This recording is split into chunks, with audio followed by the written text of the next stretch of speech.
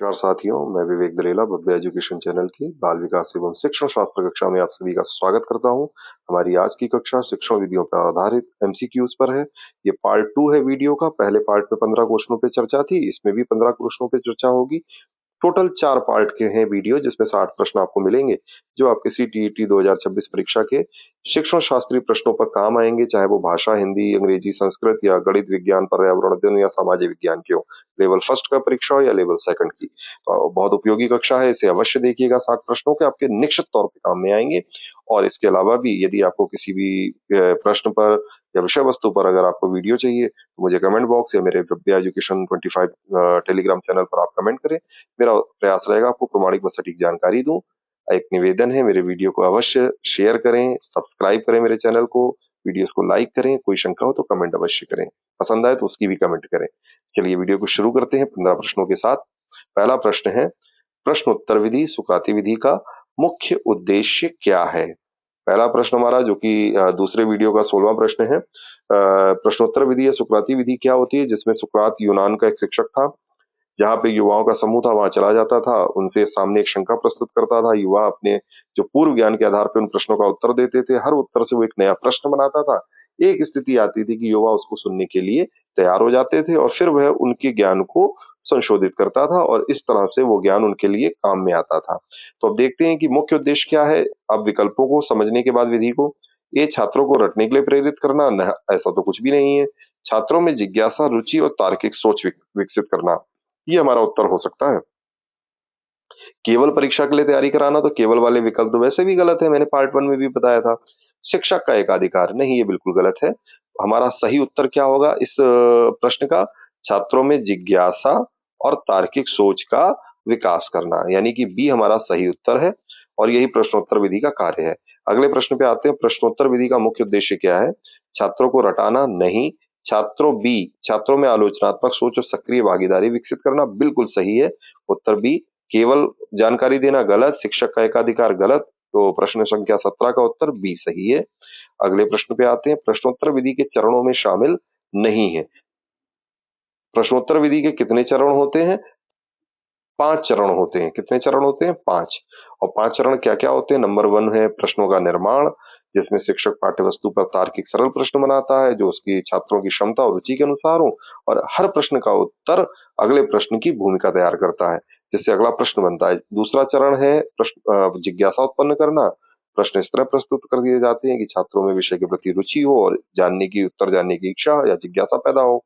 तीसरा चरण है उत्तर प्राप्त करना। शिक्षक प्रश्न पूछ करके छात्रों को सोचने के अवसर देता है और छात्र पूर्व ज्ञान और समझ के आधार पर उत्तर देते हैं। चौथा, संवाद। छात्रों के उत्तर के आधार पर शिक्षक नए प्रश्न पूछता है, बातचीत आगे बढ़ती है और विषय की गहराई में जाते हैं, छात्र स्वयं ही निष्कर्ष पर पहुंचते हैं। पांचवा चरण क्या है इसका? मूल्यांकन और पुष्टि। सही उत्तरों की पुष्टि करके छात्रों को प्रोत्साहित किया जाता है और शिक्षक अपने शिक्षण की प्रभावशीलता का मूल्यांकन कर आवश्यक सुधार करता है। तो ये 5 चरण है। देखते हैं कौन सा शामिल नहीं है। प्रश्नों की तार्किक क्रमबद्धता, ये तो बिल्कुल सही है। पाठ प्रस्तावना कौशल में भी हर प्रश्न का उत्तर अगला प्रश्न का कारण बनता है।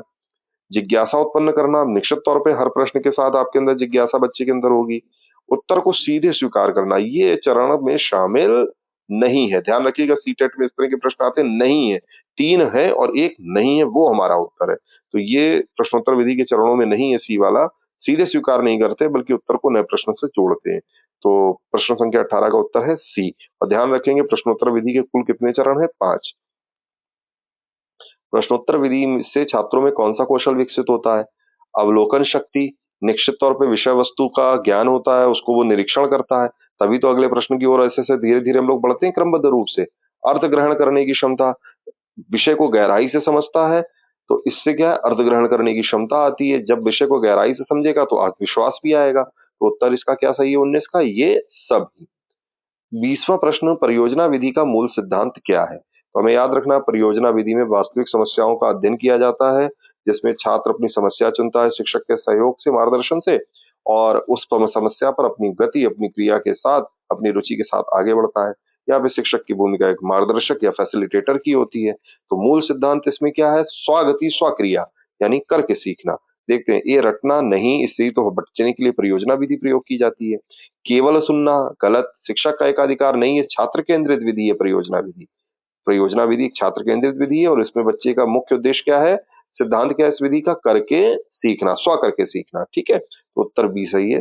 बी पर अगला प्रश्न है, परियोजना विधि किस दर्शन पर आधारित है?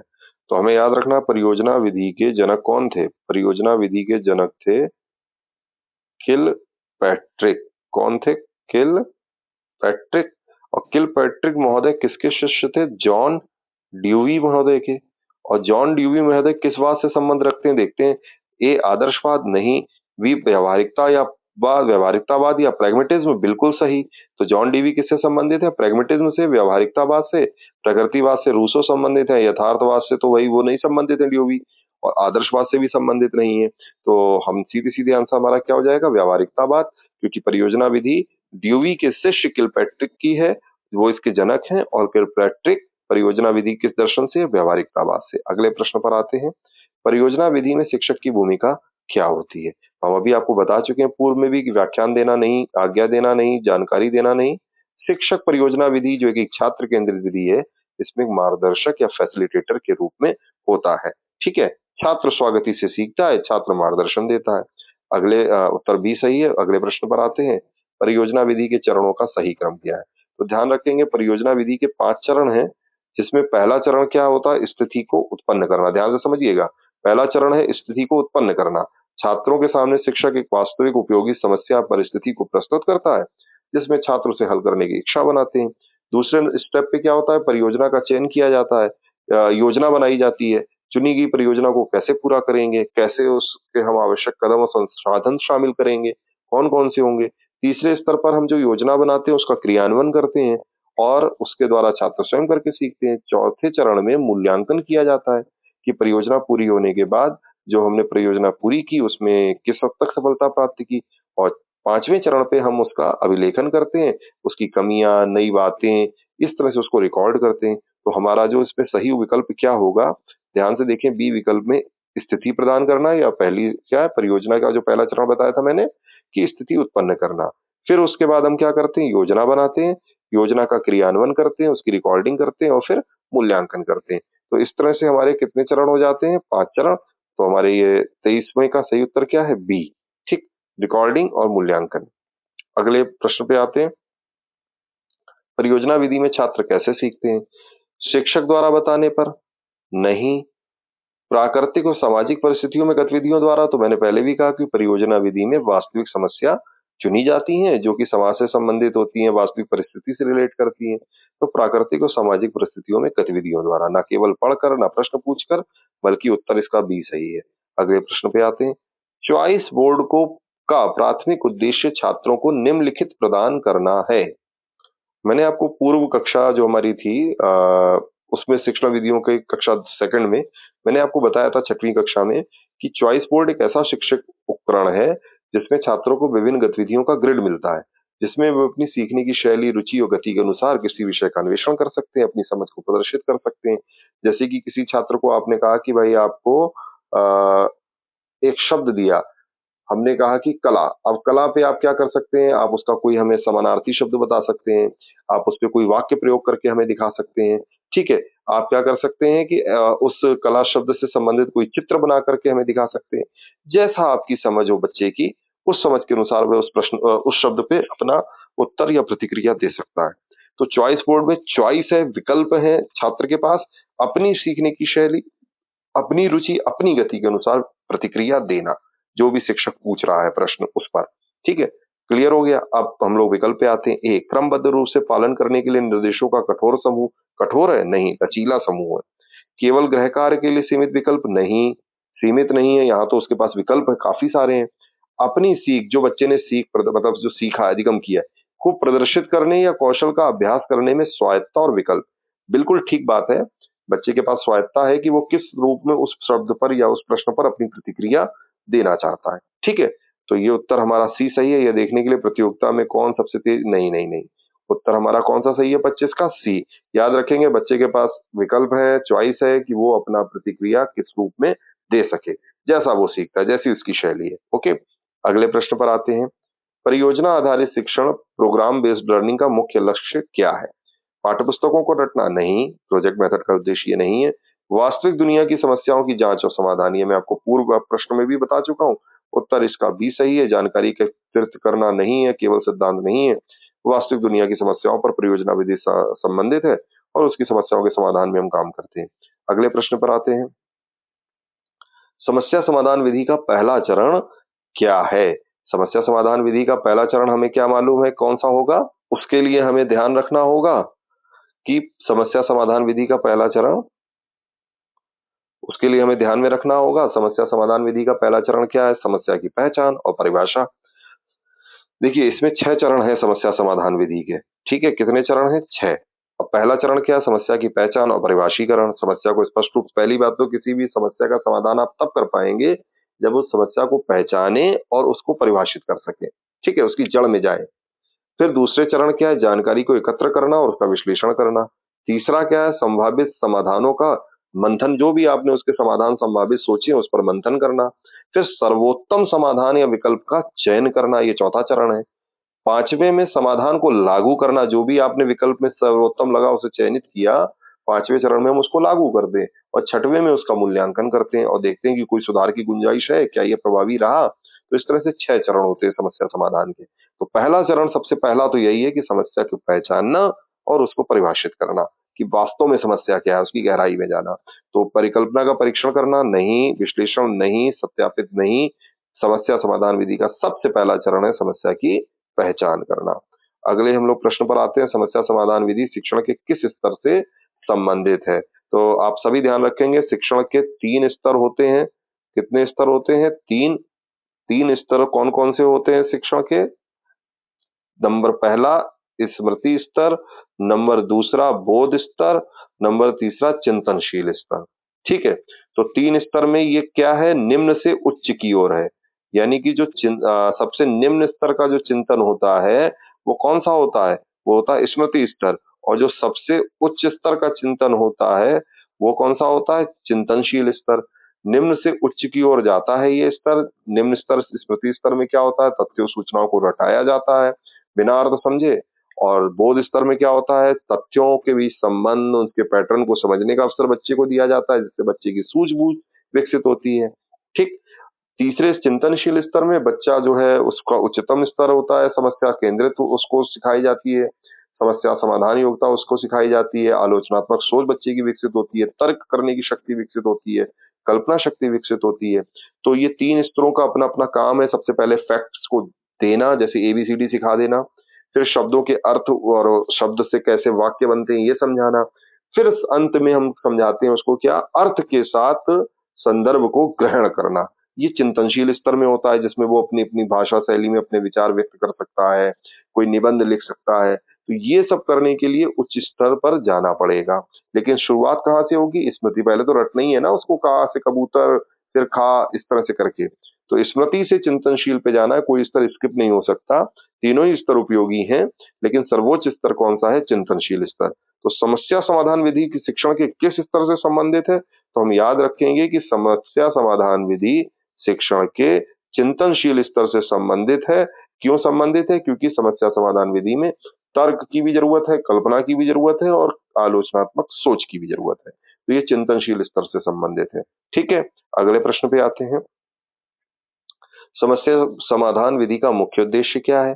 तो याद रखेंगे, केवल जानकारी प्रदान करना नहीं, शिक्षक को समस्या हल करने में मदद नहीं करना है, छात्र की समस्या हल करने में मार्गदर्शन करना, मदद भी नहीं करना है। ठीक, हल तो वो स्वयं करेगा छात्र।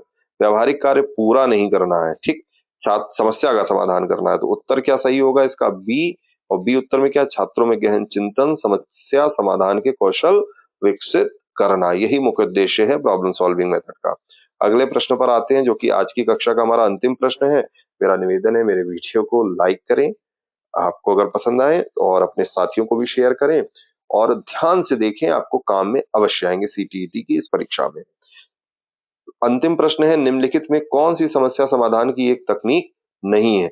ध्यान से देखिएगा। पहला है ब्रेनस्टॉर्मिंग, फिर स्वॉट एनालिसिस, सी है ट्रायल एंड एरर और डी है सिर्फ अनुमान लगाना। उत्तर की आप मुझसे बात करेंगे तो इसका उत्तर है डी, कि कौन सी तकनीक नहीं है। मतलब 3 है और 1 नहीं है। ये सीटेट में यही तो प्रश्न आता है ना। ध्यान रखिएगा, बहुत ध्यान से प्रश्न पढ़िएगा, कौन सी एक तकनीक नहीं है।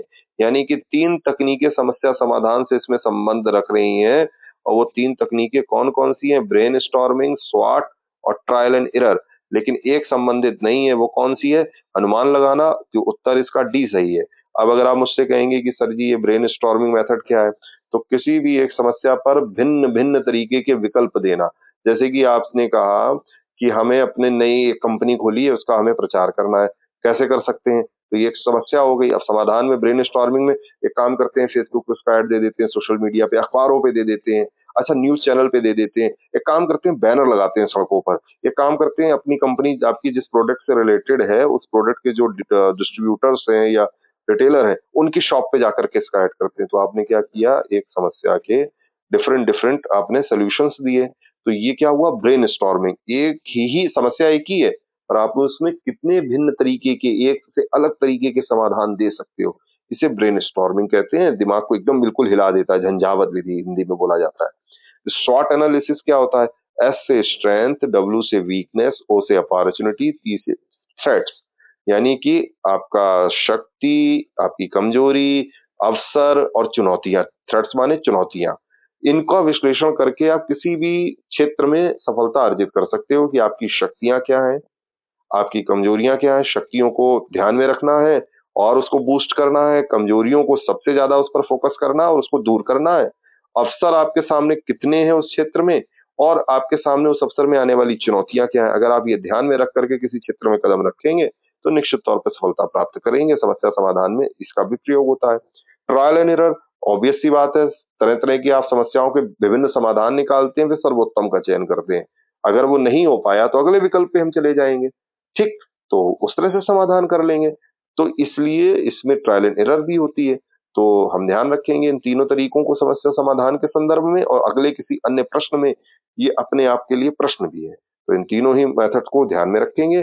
प्रश्न 30 का उत्तर डी है, जो कि समस्या समाधान की एक तकनीक नहीं है। तो आज की कक्षा हम समाप्त करते हैं। अगले 15 प्रश्नों के साथ पार्ट 3 लेके मैं आपके सम्मुख जल्दी आऊँगा और आप सभी पढ़ते रहें, अपनी परीक्षा की तैयारी करते रहें। आपको शुभकामनाएँ। वीडियो को लाइक करें, चैनल को सब्सक्राइब करें और अपने साथियों को शेयर अवश्य करें मेरा वीडियो। धन्यवाद।